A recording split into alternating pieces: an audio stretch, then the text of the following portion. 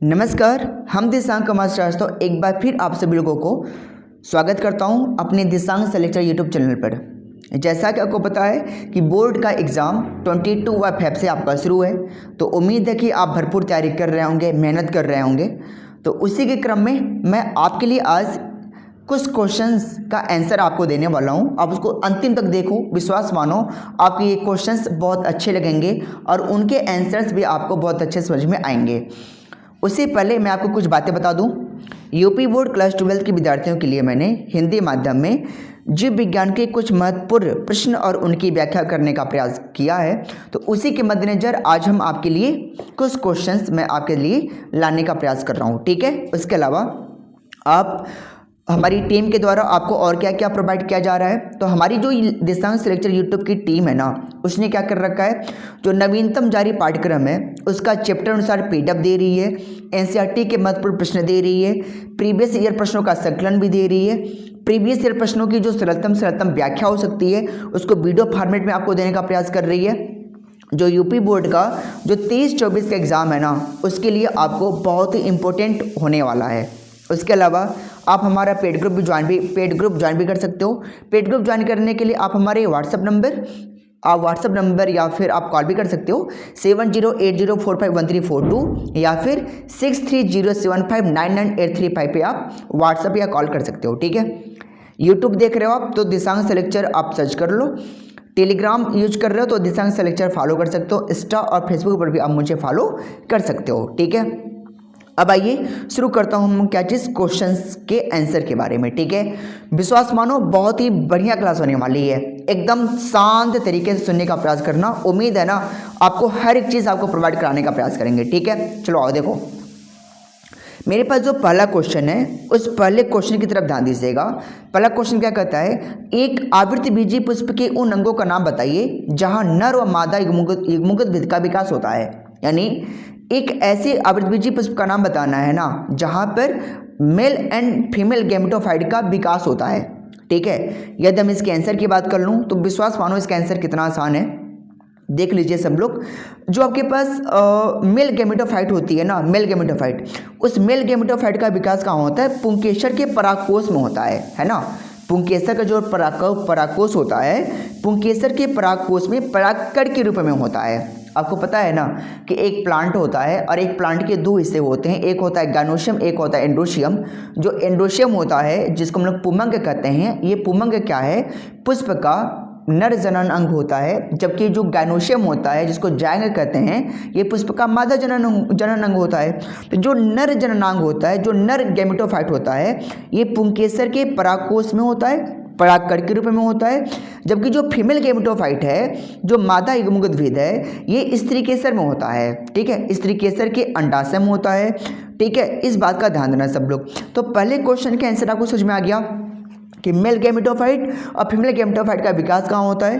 तो male gametophyte के यदि आपको आंसर देना हो तो आपका जवाब क्या होगा, मेल गैमेटोफाइट पुंकेसर के परागकोश में, परागकण में होता है। जबकि फीमेल गैमेटोफाइट का विकास कहाँ होता है, तो स्त्री केसर के अंडाशय के बीजांड में होता है, ठीक है। क्या आपको ये सारी पॉइंट याद हो गई? चलो पढ़ देता हूँ। एक आवृतबीजी पुष्प में नर युग्मोद्भिद का विकास पुंकेसर के परागकोश में, परागकण में होता है, जबकि मादा युग्मोद्भिद का विकास स्त्री केसर के अंडाशय में बीजांड के अंदर भ्रूणकोश यानी एम्ब्रियो सेक में होता है, ठीक है। तो आप इनको एक बार आप देख लेंगे, है ना, बढ़िया क्वेश्चन है, अब इसको देख लेंगे, ठीक है। चलो आगे बढ़ूँ मैं अगले क्वेश्चन की तरफ जरा ध्यान देना सब लोग।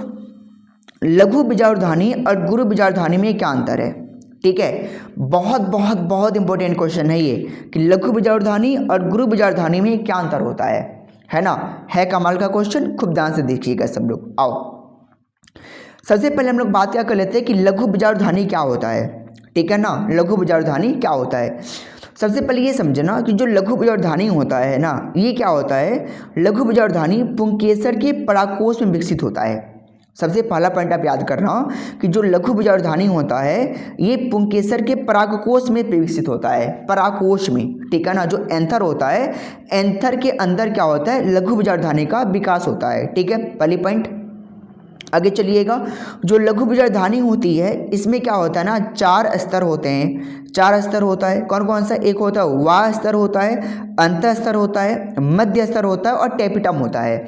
ठीक है, तो आप इस बात का ध्यान देना कि जो लघु बीजाणुधानी होती है इसके 4 लेयर होते हैं, 4 स्तर होते हैं। सबसे बाहर का स्तर क्या होता है?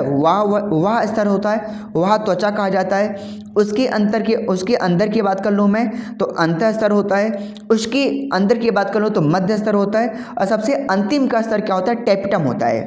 ठीक है, आप एक काम करेंगे, एक क्वेश्चन पूछा गया था इससे पहले कि टेपिटम के क्या कार्य हैं, तो आप इसको भी एक बार रिवाइज कर लेंगे, टेपिटम के भी क्या कार्य होता है एग्जाम टाइम से पहले। ठीक है, आगे चलिएगा।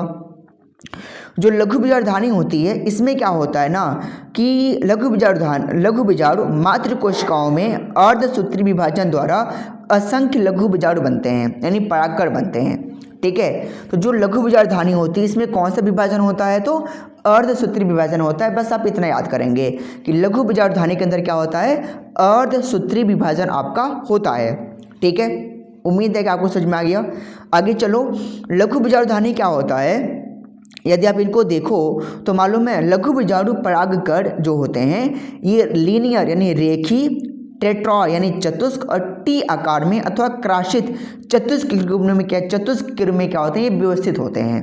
ठीक है, सब कुछ बाबू ध्यान देना, आगे ध्यान देना सब कुछ। क्या है बाबू? लघु बीजाणुधानी क्या होता है ना, ये नर गैमेटोफाइट होता है, नर गैमेटोफाइट होता है। आप एक काम करना, आप इनको ऐसे याद कर लेना कि जो लघु बीजाणुधानी होती है ना, लघु मीन्स क्या होता है? छोटा मतलब क्या है? छोटे कौन होते हैं? तो घर में मेल होते हैं। मेल छोटा है तो मेल गैमेटोफाइट। और गुरु मीन्स क्या होता है? बड़ा मतलब बड़े कौन होते हैं? तो घर में बड़ा कौन होता है? माँ। तो माँ मतलब फीमेल, तो फीमेल गैमेटोफाइट कौन हो जाएंगी? फीमेल गैमेटोफाइट क्या आपका हो जाएगा? गुरु बीजाणुधानी हो जाएगी। और मेल गैमेटोफाइट का क्या हो जाएगा? तो लघु बीजाणुधानी हो जाएगी। ठीक है, तो लघु बीजाणुधानी को हम क्या बोलते हैं? नर गैमेटोफाइट के नाम से इनको हम लोग जानते हैं, जिसमें क्या होता है? नर युग्मक आपका क्या होता है? तो बनता है। ठीक है, आगे चलें हम लोग, आगे चलना सब लोग। अब आगे चल लो, गुरु बीजाणुधानी क्या होता है? ठीक है, इसमें क्या होता है? गुरु बीजाणुधानी अंडक के अंडाशय में जरायु में विकसित होता है, यानी ये ओवरी में होता है। इस बात का ध्यान देना सब लोग। ठीक है, इन्हें समांतर बीजांड कहा जाता है, इस बात का ध्यान देना सब लोग। अब आगे चलो, जो गुरु बीजाणुधानी होता है इसमें क्या होता है? बीजांड के चारों ओर सिर्फ 2 स्तर होते हैं। कौन कौन सा? एक होता है वाह स्तर होता है, एक अंत स्तर होता है। जबकि लघु बीजाणुधानी में कुल कितने थे? तो 4 थे ना, अभी आपने देखा था। 4 कौन कौन सा था? सब लोग ध्यान दो, वाह त्वचा, अंत स्तर, मध्य स्तर और टेपिटम था। जबकि गुरु बीजाणुधानी में देख लो, इसमें 2 स्तर आपको दिख रहा है। कौन कौन सा? एक वाह त्वचा दिख रही है, एक अंत त्वचा दिख रही है। ठीक है, आगे चलें हम लोग। अब आगे चलना बस सब लोग, जो गुरु बीजाणुधानी होता है इसमें क्या होता है? अर्धसूत्री विभाजन इसमें भी होता है।